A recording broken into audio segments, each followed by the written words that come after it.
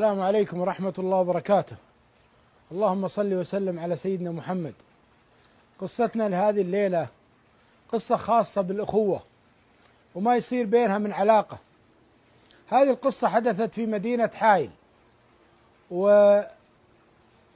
والقصة حدثت على خلاف بسيط. هذا اثنين اخوان وورثوا من أبوهم قطعتين أراضي، فقال الأخ الكبير للأخ الصغير: يا أخوي إيش رأيك في هالأرضين؟ كيف نقسمهم؟ قال الصغير: اختر اللي أنت بي وأنا اختار اللي أنا بي. قال أخوها: نثمنهم ونشوف كم أسعارهم. فلما ثمنوا القطعتين لقوا الأسعار متقاربة، فقال الكبير: يا أخوي هذه سعرها نفس سعر هذه، أنا بختار القطعة هذه وأنت اختار القطعة هذه. قال: أبدا، اللي يسعدك هو المبارك يا أخوي. فأفرغوا الصك الأول باسم الكبير اللي اختار أول، وأفرغوا الصك الثاني باسم الصغير، وخذوا لهم فترة وهم بينهم تواصل واجتماعات وعيالهم يروحون يزاورون بعض. جاء ذاك اليوم بيت الصغير إلا في واحد يطق الباب برا: السلام عليكم. السلام، من أنت؟ قال: أنا إمام المسجد في الحارة الفلانية. قال: اقلط. فقلطه وقعد وياه: كيف حالك؟ عساك طيب؟ قال: والله بخير. وش عندك؟ قال: والله حنا مسجدنا جاء محسن كبير وبيعيد بناءه لأن بناءه قديم ونبي نتوسع فيه، ويوم جينا لقينا الأرض اللي بجواره باسمك أنت. هذا يقول للأخ الصغير الإمام. قال: طيب. قالوا: حنا نرغب إن حنا نشتريها منك بالمبلغ اللي أنت تطلبه. في ذاك الوقت كانت الأرض تسوى 250 ألف ريال، وحنا مستعدين ندفع لك إلى 500 ألف ريال علشان تتنازل بهذه الأرض. قال: والله شوف يا هذه أنا ورثتها من الوالد، ولكن خلني أشاور. قال: خلاص حنا حاضرين وهذا رقم تلفوني. قام إمام المسجد وعطى صاحب الأرض اللي هو الأخ الصغير رقم تلفونه وتوجه.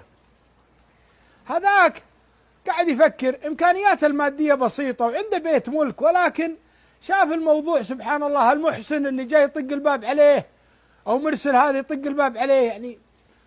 فالحقيقة استخار وراح للإمام في بيته وسلم عليه وقال: شوف، أنا ماني بعطيكم الأرض بيع، أنا بشارك معكم في بناء المسجد، أبعطيكم إياها وقف لي ولأسرتي. قال: معقولة؟ قال: اي والله معقولة، هذا خير وأنا أبي باب الخير هذا ينفتح علي. قالوا: جزاك الله خير، خلاص إن شاء الله نرتب مع الأوقاف ونرتب معك ونشوف الوضع إن شاء الله. فرجع الأخو إلى بيته فرحان مستانس بهالعطية. بعد يومين اتصل عليه أخوه الكبير: هلا أخوي كيف حالك؟ قال: طيب. قال: الأرض اللي عندك وش صار عليها؟ قال: والله جاء إمام مسجد وعرض علي فيها 500 ألف، وأنا قلت لا، أبعطيكم إياها أشارك في المسجد فيها. قال له: أنتم هبون، الأرض تسوى 200 ألف ويعطونك 500 ألف ولا توافق؟ قال: يا أخوي هذا أنا أدور ما عند الله، وهذا الحمد والشكر له في مشروع خير وعني وعن والديني وعنك وعن أسرتك.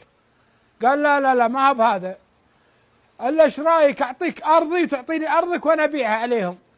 قال: يا أخوي ما يصير، الأرض أنت أخذتها اللي عندك وأنا أرضي هذه خلاص تبرعت فيها. قال: لا، ما بعد تنازلت، الصك لا زال باسمك.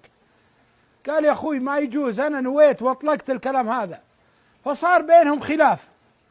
الأخ الكبير أرسل جاهية، أرسل جيرانه، ما نفع. الصغير قال: أنا تبرعت فيها، أطلقت النية. صار الأخ الكبير ما يكلم أخوه ولا عاد يحب يشاهده، وقال: ما بيني وبينك إلا القطيعة. الأخ الصغير راح وأفرغ الأرض باسم المسجد ورجع في بيته. كل ما يجي يزور أخوه ما يكلمه، ما يسلم عليه. صارت بينهم قطيعة عجيبة. ولكن الأخ الصغير ما شاء الله عليه كان يرسل أبنائه يقول: روحوا سلموا على عمكم. فإذا جو عند العم ودخلوا عليه قال: والله أن أبوكم ردي، أبوكم ما أدري إيش فيه، أبوكم ما يسمع الكلام. فيجون يقولون: يا أبوي هذا ما يقول عنك عمي وهذا ما يقول عنك.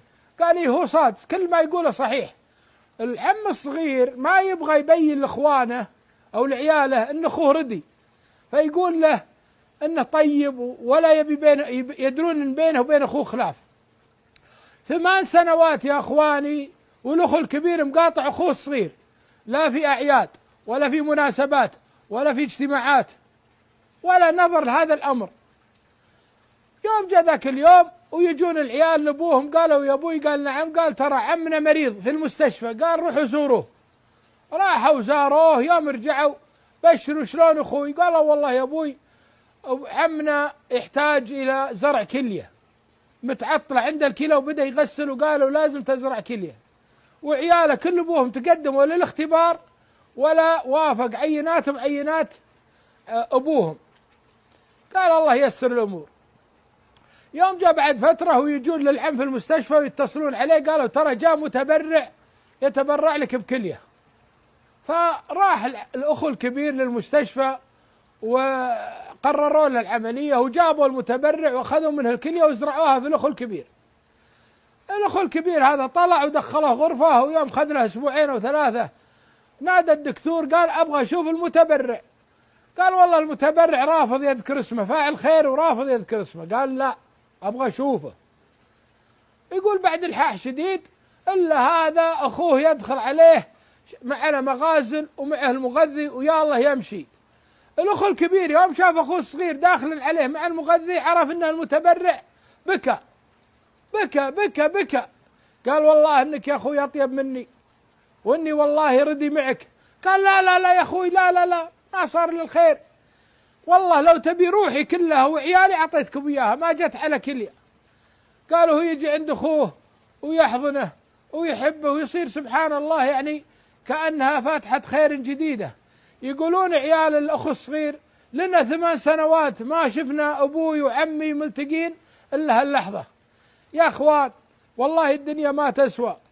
أخوك تلقاه جنبك في الحارة بينك وبينه قطيعة علشان مشاكل حريم ولا مشاكل أطفال ولا مشاكل دنيا، والله ما ترفع أعمالك، والله ما يحاسبك ربي ولا يقبل حسناتك حتى تصطلح أنت أخوك.